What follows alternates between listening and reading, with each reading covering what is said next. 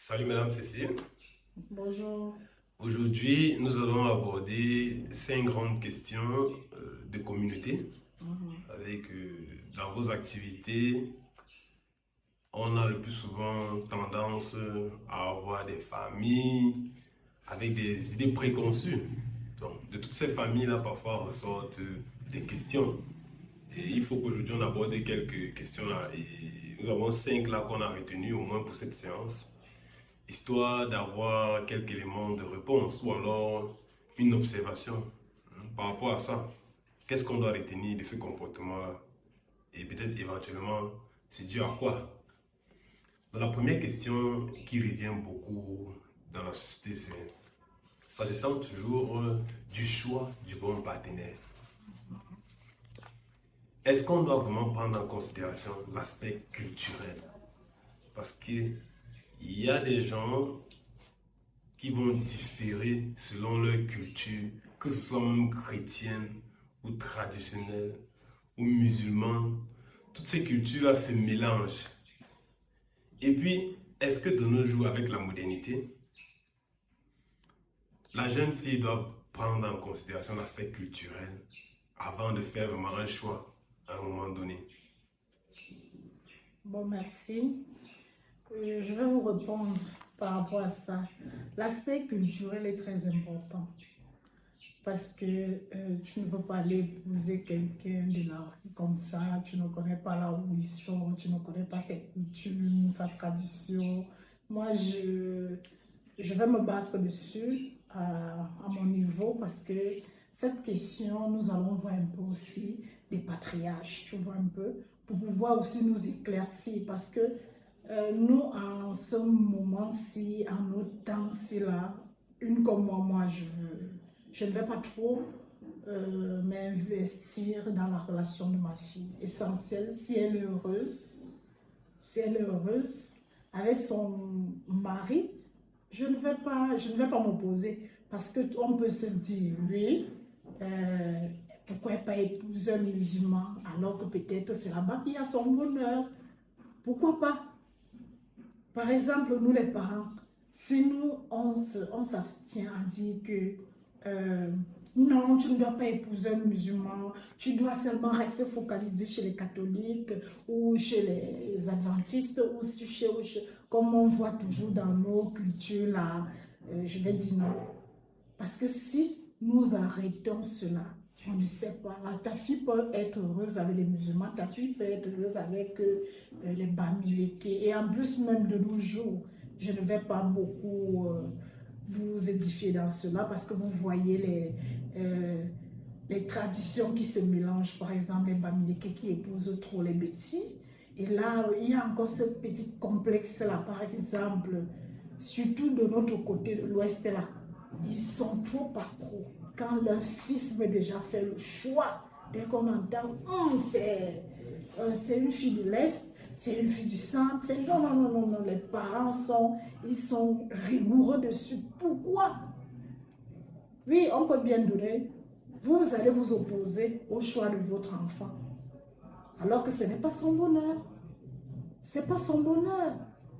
Peut-être son bonheur, c'est chez la fille Betty, chez la fille de l'Est, chez la fille. Vous voyez un peu, donc arrêtons un peu ça. C'est l'homme, puisqu'on dit dans la Bible, l'homme quittera ses parents et s'attachera à sa femme. Je ne connais pas. Le Seigneur peut te mettre devant un musulman, peut te mettre devant un chrétien, peut te mettre devant un adventiste, devant une église de réveil. À toi de savoir. Et c'est pourquoi c'est très bien d'éduquer la jeune fille qu'avant de faire ton choix, il faut, dans son fond intérieur, qu'elle y entre et qu'elle demande au Seigneur, dans la stricte intimité, Seigneur, montre-moi, est-ce que cet homme que je vais m'engager est réellement l'homme de ma vie? Merci. Tout à fait. Merci beaucoup déjà, Madame, pour cette ouverture d'esprit.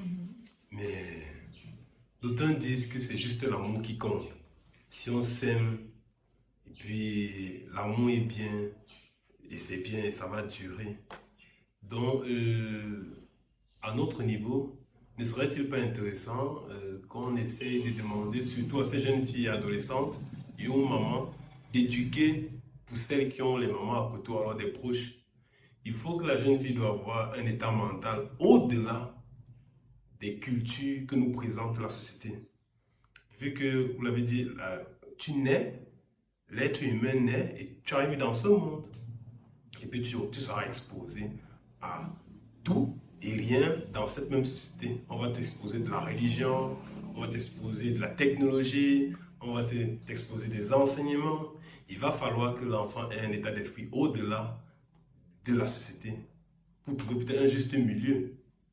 Parce que quelqu'un, comme vous l'avez dit, vraiment, je suis quand même d'accord avec mon avis. Il faut être vraiment au-delà et se rassurer que la personne n'est pas, en fait, parce que derrière cette même question, il y a d'autres qui disent que certes, on ne va pas s'attacher à la culture pour bloquer le bonheur de notre jeune fille. Imaginons donc que les habitudes culturelles de cette personne arrivent à indigner la jeune fille pendant les fiançailles. C'était vraiment là où il y a la plaie. C'est-à-dire que si on ne se rassure pas que l'état mental de cette personne a atteint un certain seuil, c'est-à-dire qu'il est au-delà de la culture, il est capable de discerner ce qui est bien et bon dans ce qui est présenté ou ce qui a été enseigné, pour ne pas qu'on ait des abus. Aujourd'hui, il faut qu'on se le dise, dans cette même société, on parle des femmes qui quittent le foyer pour aller, je ne sais, dormir chez. Avec le prétexte selon lequel c'est la volonté de qui a dit il faut qu'on dorme là-bas. Est-ce qu'on se comprend? Parce que, par exemple, Cécile, j'aimerais aussi que vous donniez quelques conseils à ce niveau-là. Parce que beaucoup de nos jeunes frères, aujourd'hui, certes, elles ont eu un enfant, beaucoup là ont des enfants parce que c'était le coup d'un soir, on doit se dire les vérités. Mais qu'en est-il donc maintenant de la suite? Parce que beaucoup disent que ce n'était pas l'enfant. Tu vas voir une jeune fille toute mariée là, les cultures peuvent différer. Elle va venir maintenant dire si c'était pas l'enfant. Qu'est-ce qu'ils ont oublié même dans cette histoire de mariage là? Est-ce que le mariage est toujours tout rose? Non, non. Je vais dire non. Parce que tout n'est pas rose. Moi, concernant le mariage, je vais dire, c'est nos mamans qui doivent beaucoup nous édifier à cela.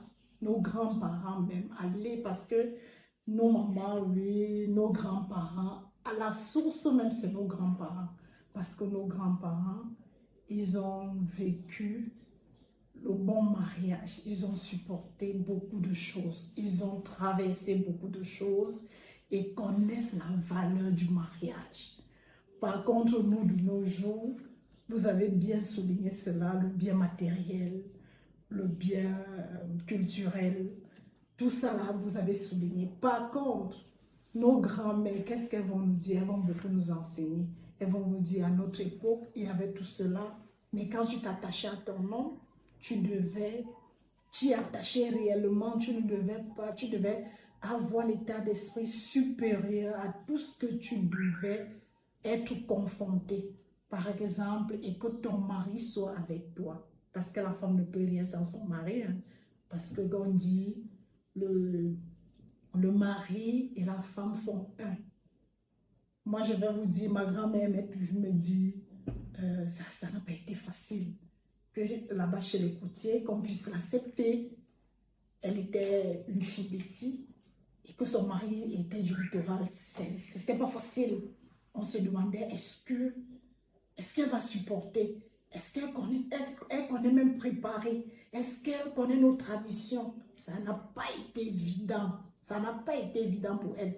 Elle disait qu'à un certain moment, sa belle-mère, elle finit de préparer, sa belle-mère pousse la sauce d'arachide, sa belle-mère, c'était insupportable. Mais à un moment, dès qu'elle faisait, elle ne faisait pas comme les jeunes filles de nos jours, elle claque la porte. Ah, reste avec. Ce n'est pas parce que toi et moi, on a déjà des enfants, on peut... Non, non, non, non, non. Elle supportait. Par exemple, quand elle faisait la sauce d'arachide à sa belle famille et qu'elle se rendait compte que c'était une très bonne sauce d'arachide, mais elle se rendait compte qu'elles sont en train de bouder. Elle était là, elle mangeait doucement. Quand ça arrivait, elle débarrassait. Et pas te regarder. À un certain moment, elle demande encore, belle-maman, est-ce que tu vas encore manger? Elle dit non, je ne mange pas. Elle a traversé des choses horribles. Elle nous disait, si c'était vous aujourd'hui, vous allez claquer la porte.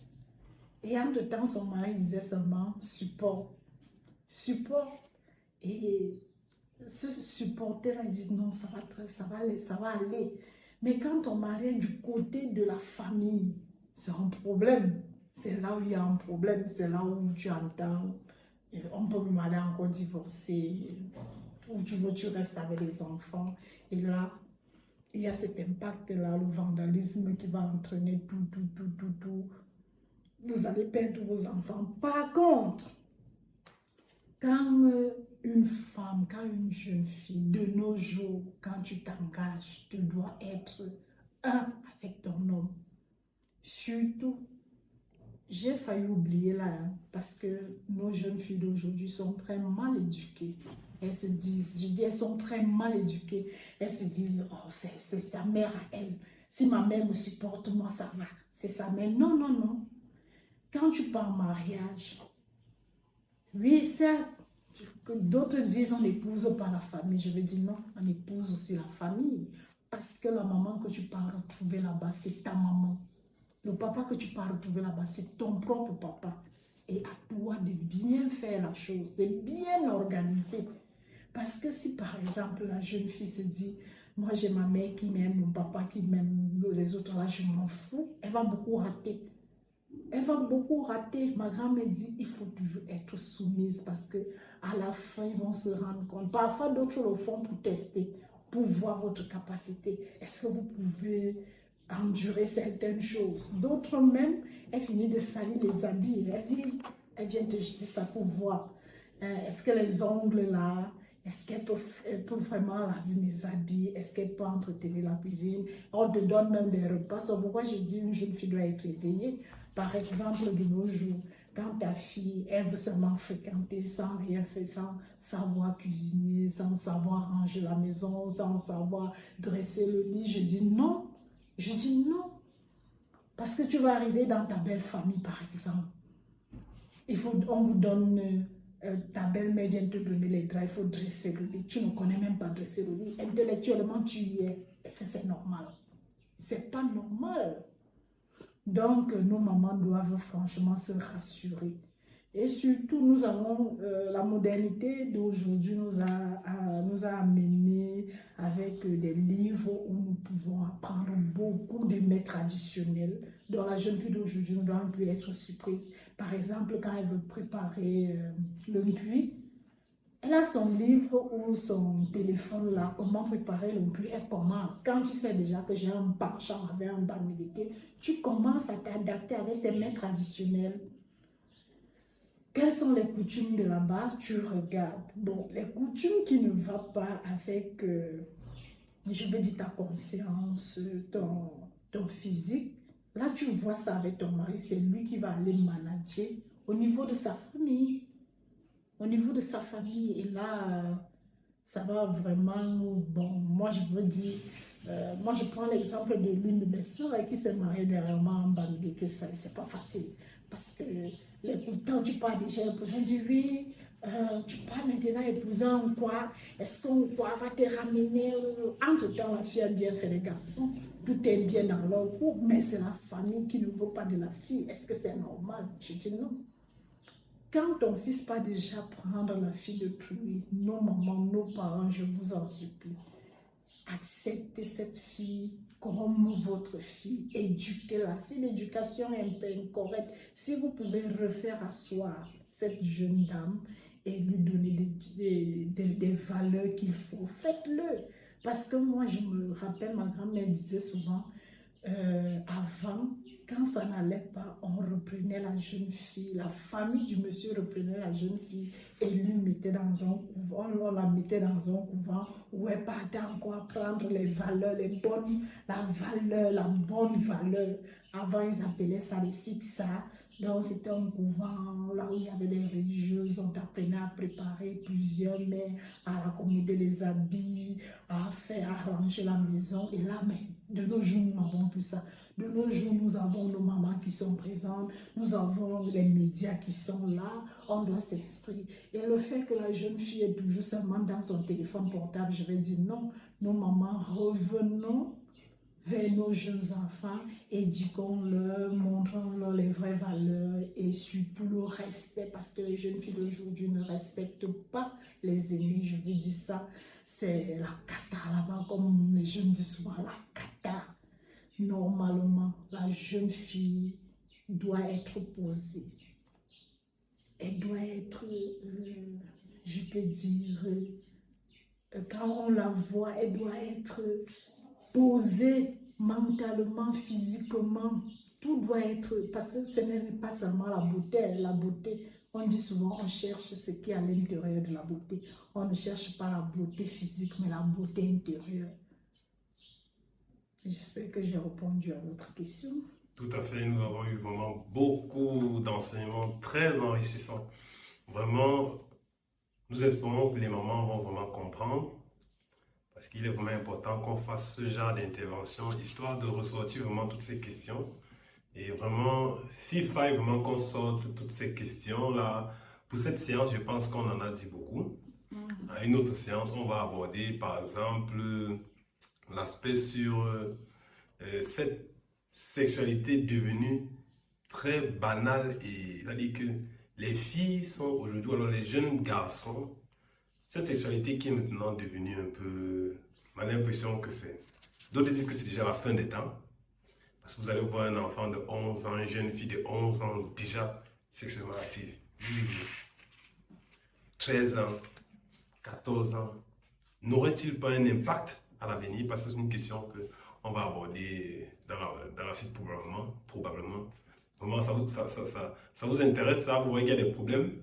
Il y a des problèmes. Il y a des sérieux problèmes. Oui, il y a des sérieux problèmes concernant surtout la sexualité de nos jours.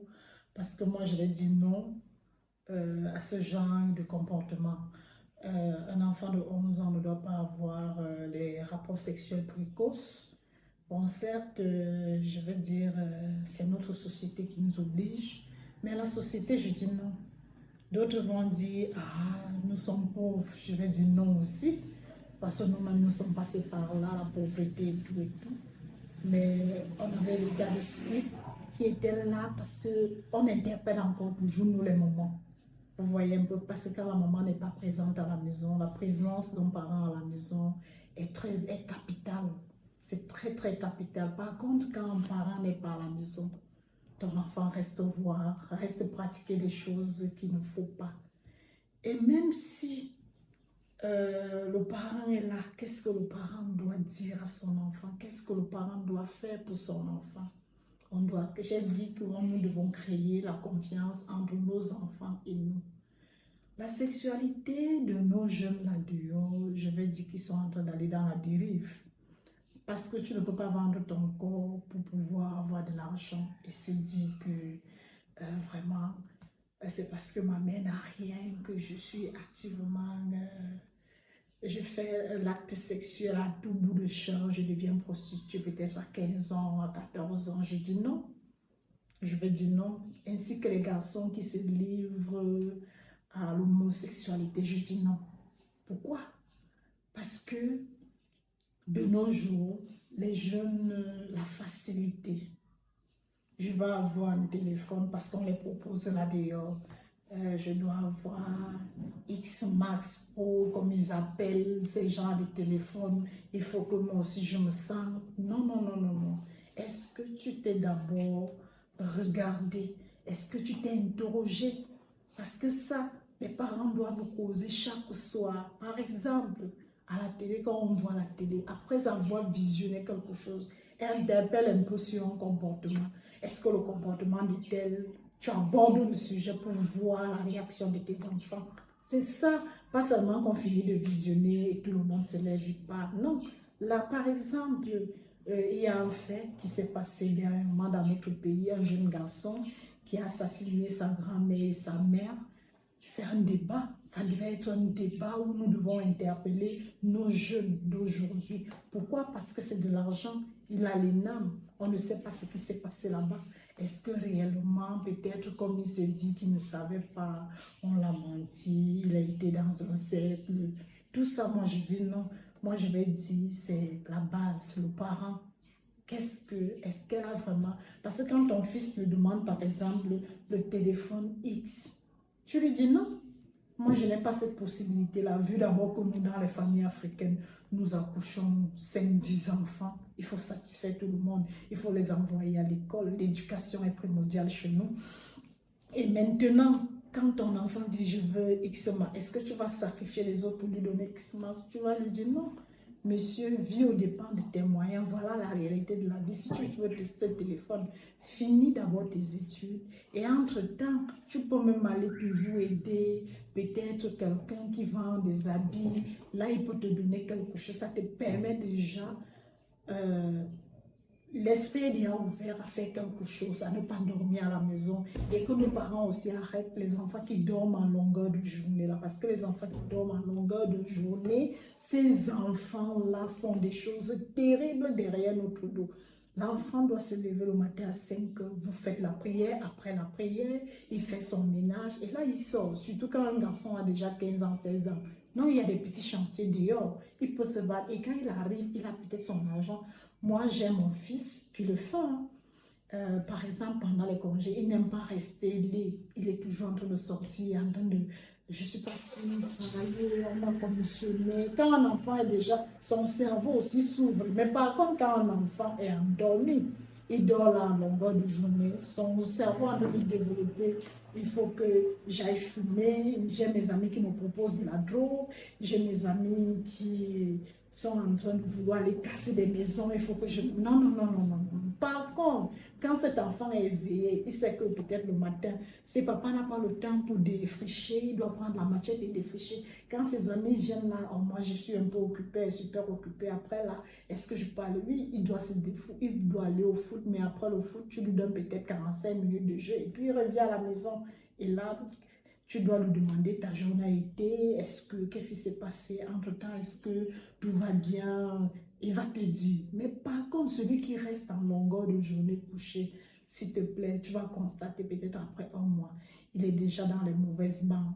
Il est déjà en train de fumer, il délie déjà et tout ça. Ça va se reposer sur la tête des parents. Ainsi que la jeune fille, une jeune fille qui ne veut rien faire. Tu le vois. Je vois de nos jours les petites filles de 14 ans, 13 ans, 15 ans, elles sont en train de se mettre les ongles raffinés là, les ongles qui coûtent des 10 000, les 15 000 francs pour la pose. Est-ce que c'est normal? Et toi, la mère qui voit ça, une petite fille qui te ramène les ongles de 5 000 francs, c'est pas normal. Tu dois lui dire non, tu es encore très petite pour ça. Je pense que c'est ton école d'abord. Il faut d'abord finir ton école. Vois ce que tu vas faire à l'avenir avant de poser ces ongles-là. Mais si tu regardes, tu souris seulement, tu la laisses. Quand elle sort là, tu sais qu'elle parle. C'est peut-être que nous, les parents, on constate toujours quand l'enfant est déjà enceinte, quand l'enfant est déjà malade, et c'est à l'hôpital qu'on va constater que l'enfant est déjà séropositif. Je dis non, de temps en temps même, pour savoir, pour contrôler sa jeune fille, de temps en temps, peut-être après 3 mois, l'amener à l'hôpital. Est-ce qu'on peut aller faire certaines visites? Si tu vois déjà qu'elle est bloquée, ça veut dire qu'il y a un problème. Il y a un problème. Normalement, de temps en temps, nous les parents devons les envoyer à l'hôpital. Est-ce que tu peux me ramener ton bilan de santé?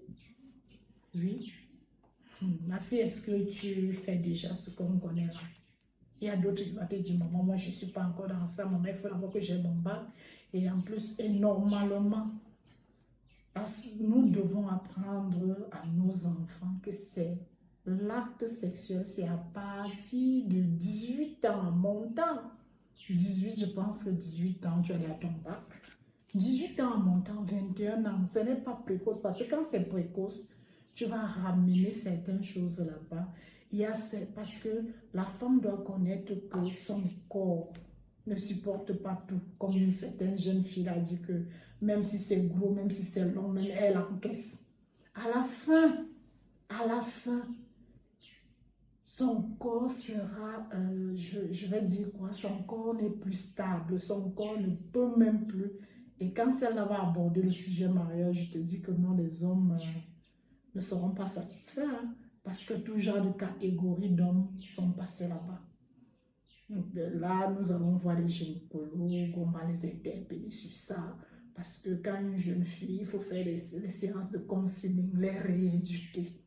Rééduquer franchement sur cet aspect. Parce que on va beau te donner des téléphones de 15 000, de 115 000, 200, 300 000 francs, 1 million. Ensuite, qu'est-ce que tu vas ramener? Les maladies. Qu'est-ce que tu vas ramener? L'infertilité. Après, tu vas commencer à accuser nos grands-pères du village, là. Et toi, la famille de maman, si c'est vous qui avez fait en sorte que je n'accouche pas. Tout ça, là. Donc, nous devons revoir sur l'éducation de notre jeune fille.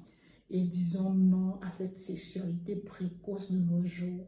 Non à des choses modernes de ce jour, par exemple. Je me rappelle, il y a un discours de notre président qui dit « Revenons à notre moralité ». On n'a pas vu ça venir. Mais on dit souvent que ce sont les vieux là qui connaissent beaucoup de choses. Ça veut dire que lui, il avait déjà vu l'impact de la modernité sur nos enfants. Et là, il nous interpellait. On se disait que le vieux, tu es déjà en train de vieillir, il faut laisser les gens. Alors qu'il était en train de dire la réalité de la chose. Parce que de nos jours, la vie sexuelle d'une jeune fille, elle doit vraiment prendre soin.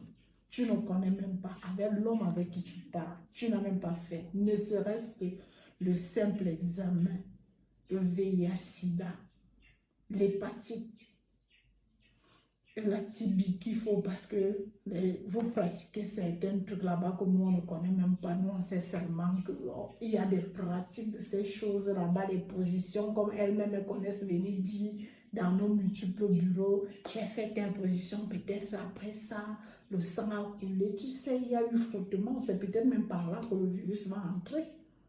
Nos mamans, je vous en supplie.